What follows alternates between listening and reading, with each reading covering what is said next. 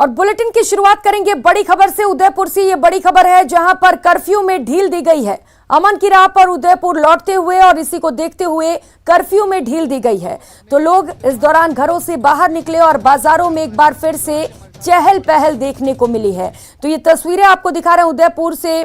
निर्मम तरीके से यहां पर एक दर्जी की हत्या की गई थी, जिसके बाद लगातार कर्फ्यू के चलते सड़कों पर सन्नाटा पसरा हुआ था। लेकिन जैसे जैसे अब कर्फ्यू में ढील दी जा रही, एक बार फिर से बाजारों में रौनक लौटने लगी है। लोग अपने घरों से बाहर निकल रहे हैं और एक बार फिर से सड़कों पर चहल पहल देखने को मिली है।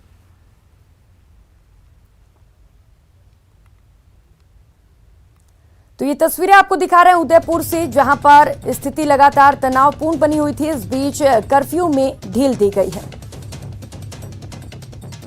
और इस वक्त विष्णु शर्मा सहयोगी सीधे उदयपुर से हमारे साथ जुड़ चुके हैं। विष्णु, अगर ताजा स्थिति की बात करें तो उदयपुर में क्या कुछ ताजा तस्वीरें? देखिए, उदयपुर में 6 दिनों के बाद एक बेहद खूबसूरत तस्वीर जो है वो देखने लगी है। अब उदयपुर जो है अमन की राह पर है, चैन की राह पर है और यहाँ पर जो है जनजीवन सामान्य की तरफ लौट रहा है। और इस वक्त जब यहाँ मौजूद हैं, यह फतेह सागर झील बड़ा एक खूबसूरत नज़ारा इस वक्त आपको फतेह सागर झील का नजर आ रहा है। और यहीं पर ये उदयपुर की हार्टलाइन का ही कही जाती है, जहाँ पर सबसे ज़्यादा पर्यटक देशी विदेशी सैलानी इस रोड पर आते हैं। और ये फतेह सागर की झील पर आप देख सकते हैं लोग आ चुकी, संडे भी है, कर्फ्यू में 10 घंटे की ढील भी यहाँ पर दी हुई है। तो ऐसे में परिवार जो है लोग अपने घूमने के लिए उदयपुर से निकले। पिछले 5 दिनों से लोग घरों में बंद थे, लेकिन आज इस खूबसूरत मौसम के, सुहावने मौसम का लुत्फ उठाने के लिए लोग फतेह सागर की झील पर मौजूद हैं। यहाँ अपने परिवार के साथ आए हुए हैं। कुछ परिवार भी जो है हमारे सामने मौजूद हैं, हम उनसे बातचीत करेंगे और जानेंगे कि किस तरीके का हाल यहाँ पर। देखिए, बहुत सारे परिवार हैं, फैमिलीज हैं, बच्चों के साथ यहाँ पे आए हुए हैं। तो सब सर नमस्कार। नमस्ते सर, किस तरह का माहौल उदयपुर में आज देखने को मिल रहा है, क्या लगता है आज? जहाँ हम खड़े हैं ये फतेह सागर है और ये फतेह सागर पर मोस्ट ऑफ संडे को यहाँ पैर देने की जगह नहीं होती है। लेकिन 28 तारीख की घटना के बाद कुछ स्थितियाँ रही है, लेकिन प्रशासन ने और यहाँ के जो सौहार्दपूर्ण लोगों का व्यवहार रहा है उसके चलते अब जीवन स्तर जो है सामान्य सा होने लगा है। लोगों की चहलकदमी बढ़ने भी लगी है और Udaipur being a lake city पूरे विश्व के पर्यटन मानचित्र पर अपनी एक विशेष छवि रखता है। इसलिए हम सबको मिलकर वापस से अपने जीवन और को सामान्य बनाना चाहिए, ताकि उदयपुर के प्रति जो लोगों का रोमांच है, उदयपुर की जो लोगों के प्रति जो दिल में एक पर्यटन को लेकर जो स्थितियाँ हैं वो वापस से बने और जनजीवन सामान्य हो। तो देखिए, कुछ और लोग हमारे साथ मौजूद हैं। मैम, आज कैसा फील हो रहा है? आज अच्छा लग रहा है। 6-7 दिन बाद हम बाहर निकले हैं जी। बहुत अच्छा लग रहा है। आज कर्फ्यू में 10 घंटे की ढील भी दी हुई है, आप लोग बाहर हैं, परिवार के साथ हैं आप लोग। हाँ, क्या सोचते हैं आज? अच्छा लग रहा है, बहुत अच्छा लग रहा है। प्लानिंग अच्छी बनी है। हाँ। तो सर, आपका नाम? कमलेश आहूजा जी। मैं टीचर हूँ और मैंने अभी मेरे घर से यहाँ तक आया तो काफ़ी कुछ जीवन सामान्य हो चुका है लोगों को, और कोई यहाँ किसी भी तरह का डर और खौफ का माहौल अभी नहीं है। ठीक है, जिस इलाके में हुआ है वहाँ भी थोड़ा बहुत है और यहाँ पर अभी लोग बाग निकल रहे हैं घूमने फिरने के लिए और प्रशासन ने अच्छी व्यवस्था कर रखी है। उसकी वजह से लोग बेखौफ इधर उधर घूम रहे हैं। और मैं तो यही मैसेज देना चाहूँगा कि राम भगवान हो, चाहे मोहम्मद पैगंबर हो, चाहे ईसा मसीहा हो, किसी ने भी ये नहीं कहा होगा कि मेरी निंदा करने पर आप उनकी हत्या कर देना, उनका कत्ल कर देना।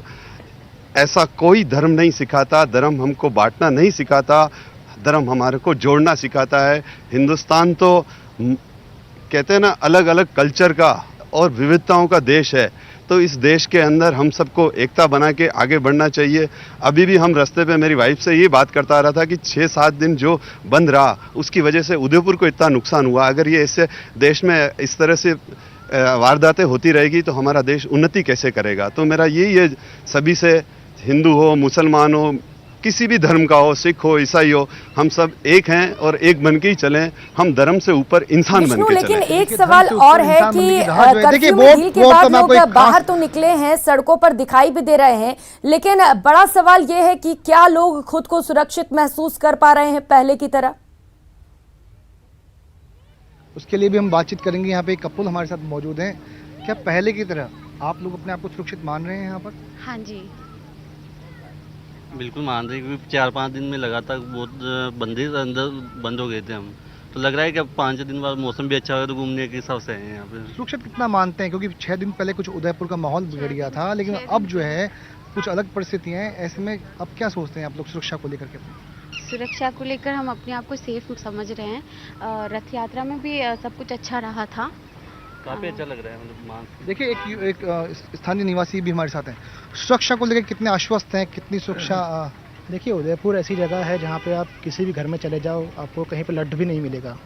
और 4-5 दिनों पहले जो घटना हुई काफ़ी दर्दनीय घटना हुई है, और उदयपुर जैसी जगह पे ऐसे बड़े बड़े हथियार मिलना ये अपने आप में एक बड़ी बात है। कहीं पे आपको लड्ड तक नहीं मिलेगा किसी घर में, ये तो एक बात हुई। बाकी मेरी जनता से और सभी से यही अपील रहेगी कि सब कोई ऐसे कमेंट ना करे जिससे दूसरों को उसकी परेशानी उठानी पड़े, और किसी ने कुछ कर दिया उसकी वजह से आज सब कुछ बंद है, सब लोग परेशान हैं, जनजीवन लोग असुरक्षित महसूस कर रहे हैं। हो सकता है कि अब जल्द से जल्द जीवन लाइन पे आ जाए, पटरी पे आ जाए, पर फिर भी हमने जो परेशानी देखी 3-4 दिन में, ये किसी ने कमेंट कर दिया, किसी ने कुछ कर दिया, या किसी पॉलिटिकल पार्टी ने कुछ कमेंट किया था, इन सब चीज़ों से हमें बचना चाहिए। भारत एक ऐसा देश है जहाँ पे मारना काटना ये सब हमारा धर्म नहीं है, या फॉर दैट मैटर ये किसी के भी धर्म में ये नहीं सिखाया जाता कि आप किसी ने गलत कमेंट कर दिया हो तो आपको किसी को काटना है, मारना है, ये सब नहीं होना चाहिए।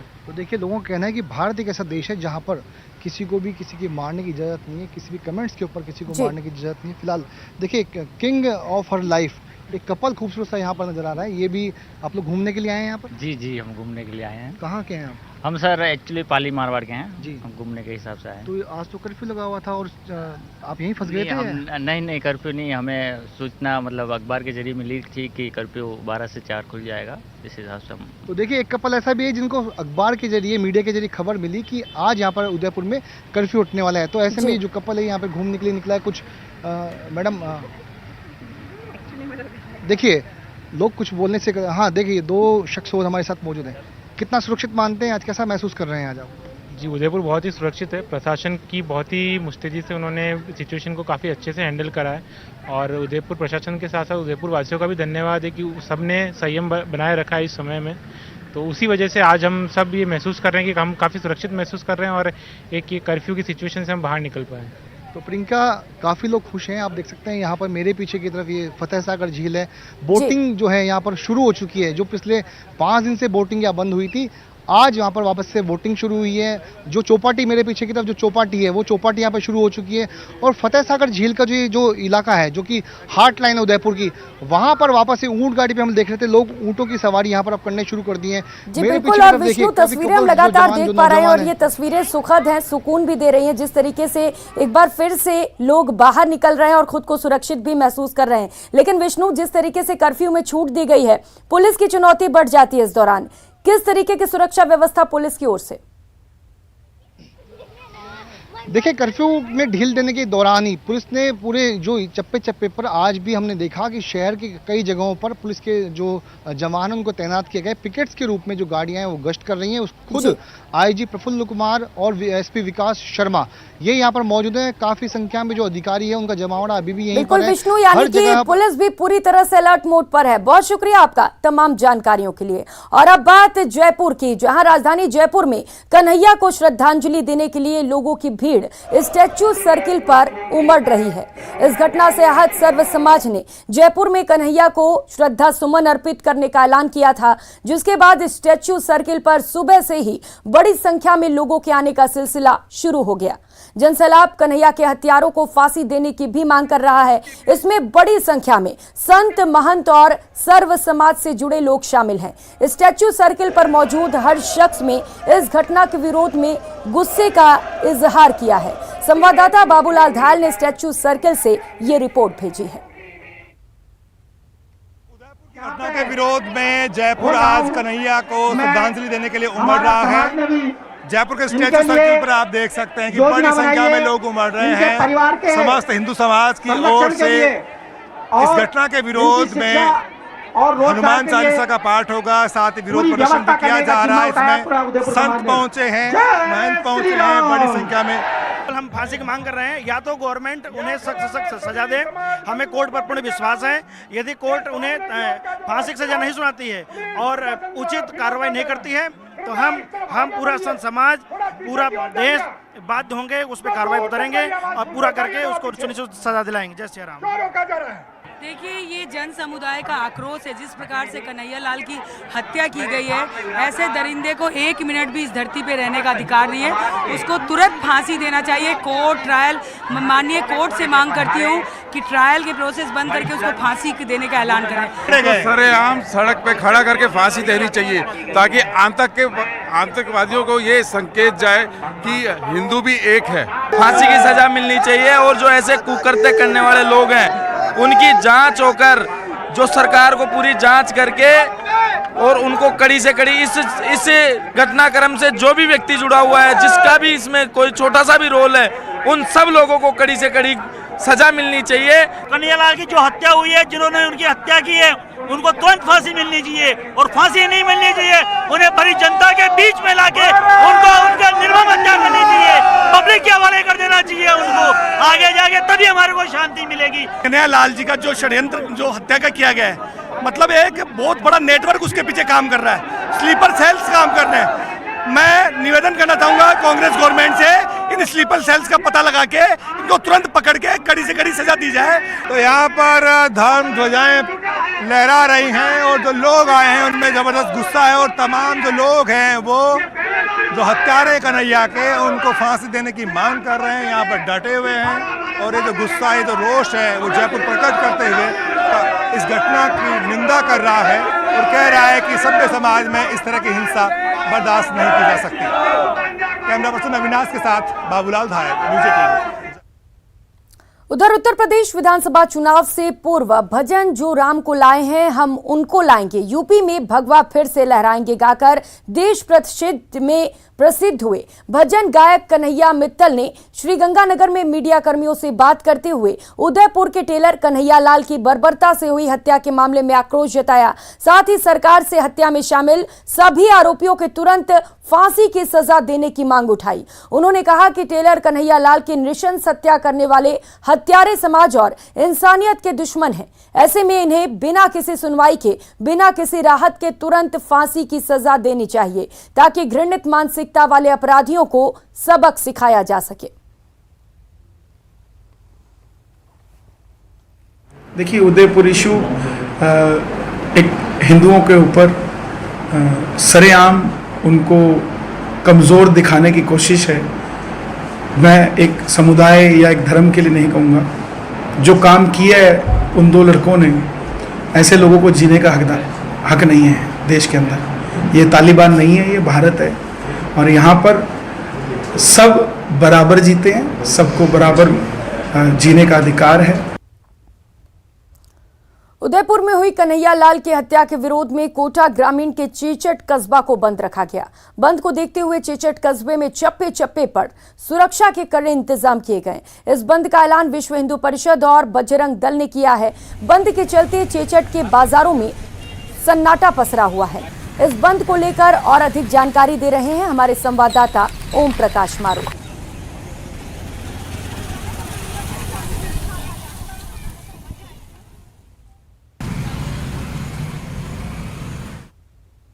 कन्हैया लाल की हत्या के मामले में आज कोटा के चेचट कस्बे को भी बंद रखा गया है। विभिन्न सामाजिक संगठनों ने आज बंद का ऐलान किया है।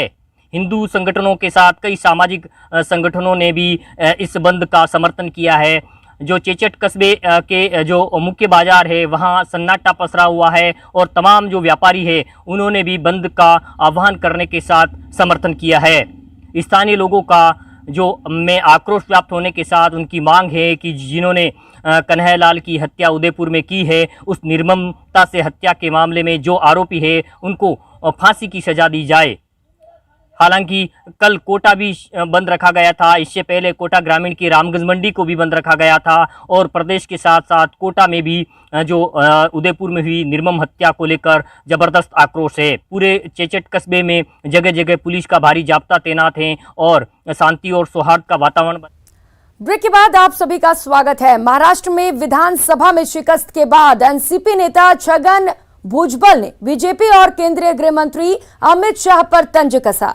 छगन भुजबल ने कहा कि शतरंज चैंपियन विश्वनाथ आनंद से अमित शाह के साथ शतरंज खेलने के बारे में पूछा गया।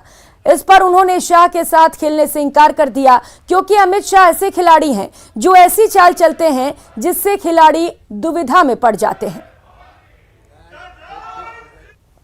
हमारे विश्वनाथ जी आनंद जो है तो शतरंज के बहुत बड़े खिलाड़ी में जगत जेता है। उन्होंने जो है खासतौर से बहुत बड़े बड़े लोगों को जो है हराया है। जब उनको पूछा गया कि क्या आप अमित शाह साहब के साथ शतरंज खेलेंगे, तो उन्होंने डर गए और कहा कि नहीं, मैं नहीं खेल सकता हूँ। वो एक ही चाल ऐसी जो है चलते हैं कि कौन कहाँ जाता है, कौन किधर जाता है, वहाँ का उधर जाता है, उधर का इधर आता है, पीछे का ऊपर बैठता है और सब खेल जो है चौपट हो जाता है। तो मैं उनके सामने नहीं जीत सकता हूँ, माफ कीजिए। और करेंगे अगली खबर का। उदयपुर में हुए कन्हैयालाल साहू हत्याकांड के बाद आरोपी रियाज अत्तारी के कुछ फोटो नेता प्रतिपक्ष गुलाब चंद कटारिया और उदयपुर शहर जिला अध्यक्ष रविंद्र श्रीमाली के साथ मिले हैं। बताया जा रहा है कि आरोपी रियाज ने भारतीय जनता पार्टी के अल्पसंख्यक मोर्चा की सदस्यता लेने की तस्वीर भी सामने आई है। ऐसे में CWC सदस्य और पूर्व सांसद रघुवीर मीणा ने भाजपा पर वार करते हुए कहा कि फोटो सामने आने के बाद कटारिया जी को बड़प्पन दिखाते हुए पद से इस्तीफा देना चाहिए था। कटारिया जी द्वारा किसी भी एजेंसी से जांच करा लेने की बात कहना बिल्कुल उचित नहीं है। जिस मामले में देश भर में आग लगाकर रखी हो और उसके तार भारतीय जनता पार्टी से जुड़े होना सामने आते ही गुलाब चंद कटारिया को तुरंत अपने पद से इस्तीफा देना चाहिए।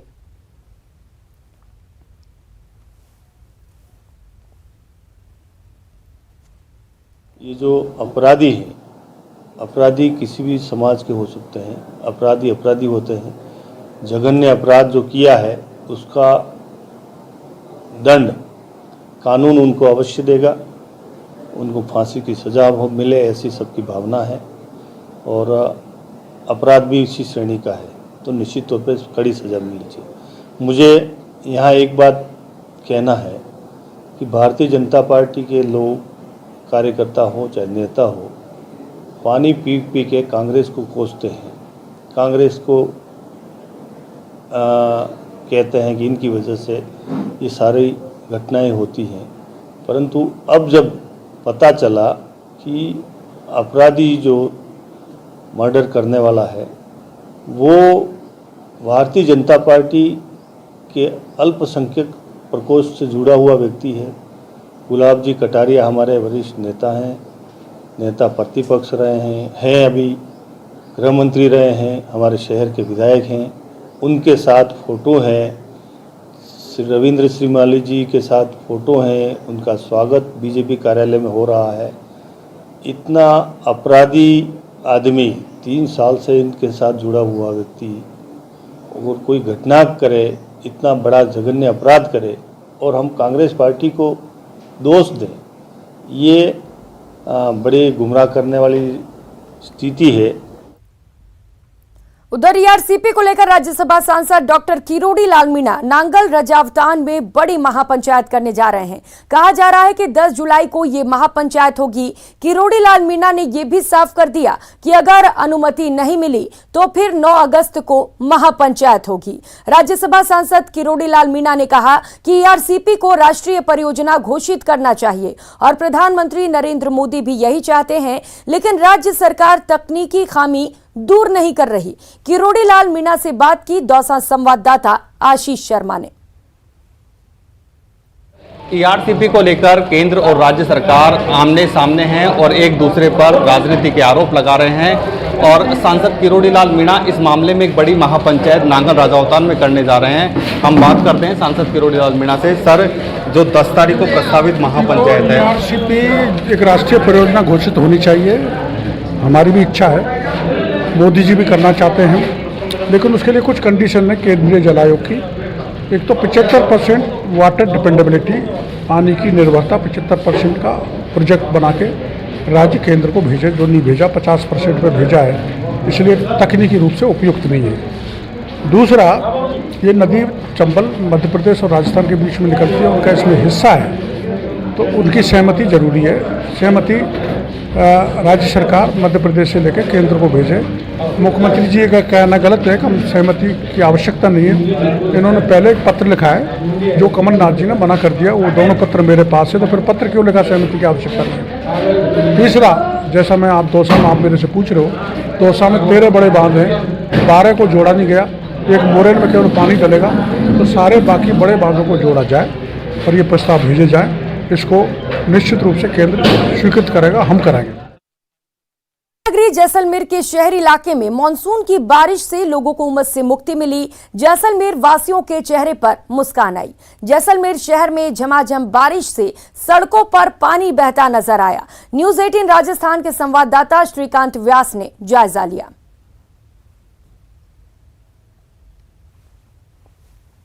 जब बारिश का दौर शुरू हुआ है और सही समय पर मानसून पहुंचा है तो रेगिस्तान भी भीग चुका है। मैं तस्वीरें दिखाना चाहूंगा कि किस तरह से स्वर्ण नगरी जैसलमेर इन दिनों बारिश के लुफ्त है और हर कोई इसका आनंद ले रहा है। हर तरफ मौसम सुहाना है। 2 दिन से मौसम था, देखिए लोग छाता लेकर जो है वो घरों से निकले हैं और इस मौसम का लुफ्त उठा रहे हैं। कहीं ना कहीं कुछ लोग और हैं जो बारिश में नहाते हुए नजर आ रहे हैं, तो बारिश का हर कोई लुफ्त उठा रहा है। कुछ बच्चे भी हैं जो वहीं जयपुर में भी बारिश का दौर जारी है। शहर के आसपास के इलाकों में भी रिमझिम बूंदाबांदी हो रही है और इस दौरान सड़कों पर पानी दरिया बनकर बहता नजर आया। तस्वीरें जयपुर केकड़ी स्टेट हाईवे की है, जहां सड़क ही तालाब बनी नजर आई।